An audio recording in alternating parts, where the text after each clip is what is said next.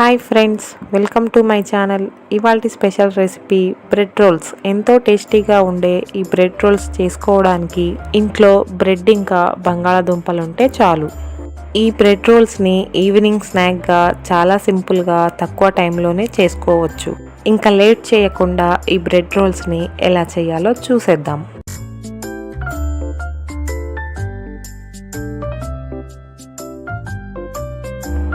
ముందుగా నేను ఇక్కడ 8 బ్రెడ్ స్లైసెస్ని తీసుకున్నాను. బ్రెడ్ సైడ్స్కున్న బ్రౌన్ పార్ట్ని తీసేయాలి. ఒక బ్రెడ్ని 2 పీసెస్గా కట్ చేసుకోవాలి. అన్ని బ్రెడ్స్ని ఇలాగే కట్ చేసుకొని మిక్సీ జార్లో వేసి గ్రైండ్ చేసుకోవాలి.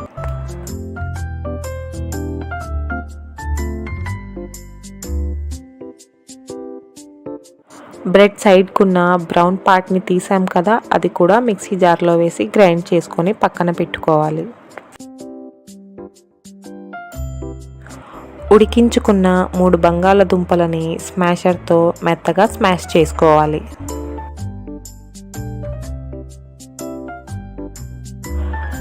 స్మాషర్తో ఇలా స్మాష్ చేసుకున్న తరువాత ఇందులోనే తురుముకున్న క్యారెట్ 1 కప్పు, సన్నగా కట్ చేసుకున్న ఉల్లిపాయ, సన్నగా కట్ చేసుకున్న పచ్చిమిర్చి, కొద్దిగా కొత్తిమీర, ముందుగా గ్రైండ్ చేసుకున్న వైట్ బ్రెడ్ క్రమ్స్ని వేసుకోవాలి.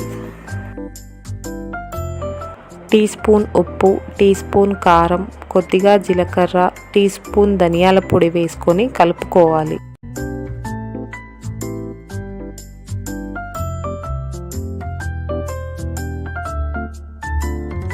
ఈ మిశ్రమాన్ని బాగా కలుపుకున్న తరువాత చిన్న బాల్లా చేసుకొని ఇలా పొడవుగా కొద్దిగా సన్నగా చేసుకోవాలి.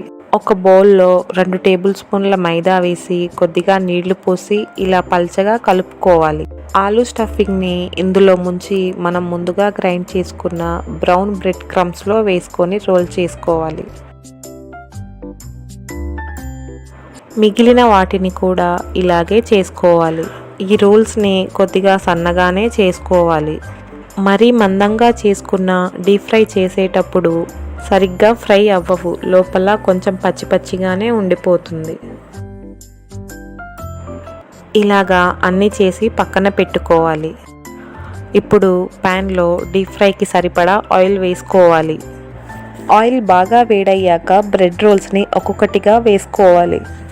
మంటని హై ఫ్లేమ్లోనే పెట్టుకోవాలి. మీరు మంటని మీడియం ఫ్లేమ్లో కానీ లో ఫ్లేమ్లో కానీ పెట్టుకొని ఈ బ్రెడ్ రోల్స్ని ఆయిల్లో వేస్తే క్రాక్స్ వచ్చేస్తాయి. కాబట్టి మంటని హై ఫ్లేమ్లోనే పెట్టుకోవాలి. ఇలా కలర్ వచ్చిన తరువాత మంటని మీడియం ఫ్లేమ్లో పెట్టుకొని ఫ్రై చేసుకోవాలి.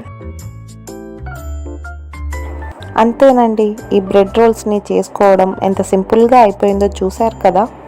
మీరు కూడా ఒకసారి ట్రై చేయండి. ట్రై చేశాక ఈ రెసిపీ మీకు ఎలా కుదిరిందో కామెంట్ చేయండి.